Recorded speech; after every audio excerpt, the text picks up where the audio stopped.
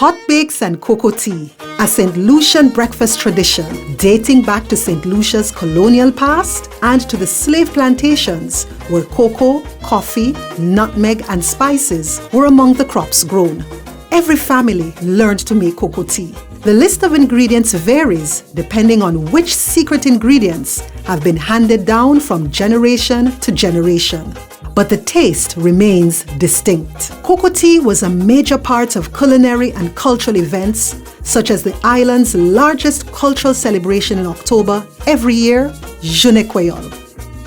This is when the island's French-based Creole language is celebrated.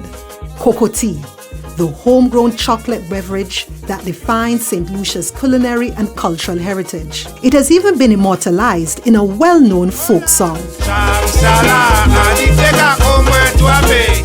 Cocoa has its roots planted in Soufrière, where you will find remnants of the many cocoa plantations started by colonial French planters. Soufrière and Font-Saint-Jacques in the interior is a community defined by cocoa, a crop reflecting its character, cultural heritage, and history. During the colonial days, cocoa flourished in Soufrière.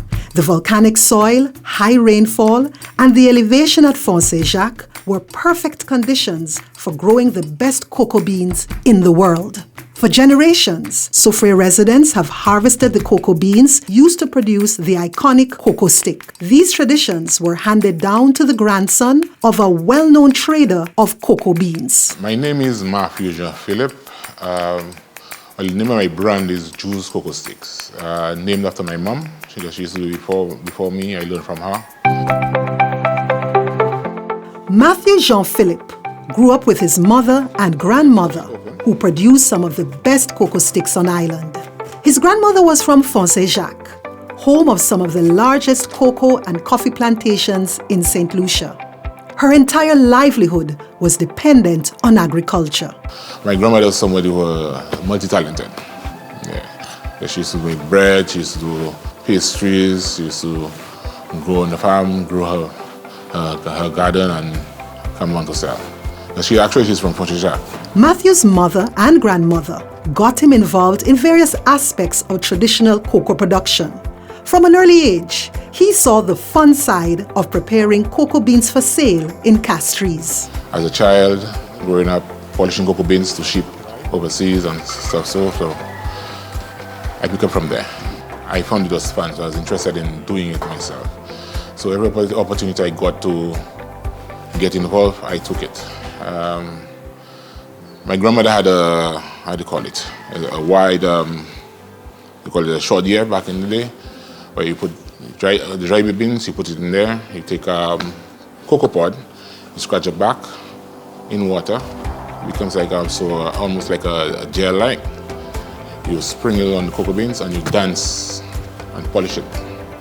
I used to enjoy doing that as a child, very much. At first I did not, but after my mom explained to me, then I understood why. After we polish it, then we take it, put out in the sun to dry, and then we clean it out. Move those beans are stuck together. You have to take out all of these and broken ones, and then to bag it, sew and ship to Castries.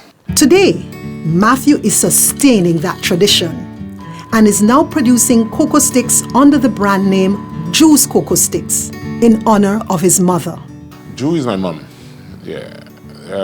I pick up from her, so I just use her name as a label brand. I grew up doing it with my mother, my grandmother, so it's like part of me. I could never stop doing it. When Matthew learned to make cocoa sticks in the early years, he was doing it the traditional way. In those days, it was done manually.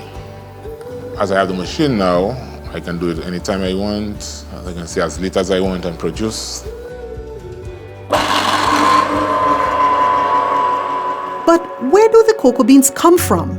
Cocoa beans grow in a pod and are harvested from the tree when mature. Some buyers prefer the pods, while others purchase the dried cocoa beans. So many persons producing cocoa sticks you are unable to get. But we also have our chocolate factory who buys in bulk. They buy it wet, so straight from the tree to the chocolate factory. It's a lot less work for the farmers to dry up and put up in the sun, bring it back in, and do the whole process. I buy both wet and dry. Yes. When I buy the wet, I ferment it about 2-3 days. Depends on the amount. Usually it takes about 4 or 5 days. We have a heavy amount to ferment. Afterwards, get a sack, open it, sun dry and air. So at nights I put it in my balcony to dry. In the day I put it to the sun.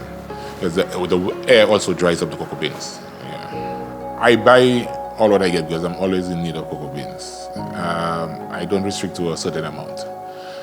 The more beans I get, the better for me because I store. Because when you have so many stores supplying, you need to have in bulk. There are many varieties of cocoa, and so not all cocoa beans are created equal. There are different types of cocoa. There are those who produce more of the cocoa fat than others.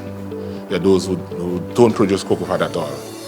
So usually when you get these, you have to grind put on the side and mix it with one that produces more cocoa fat, so you get them to form the stick.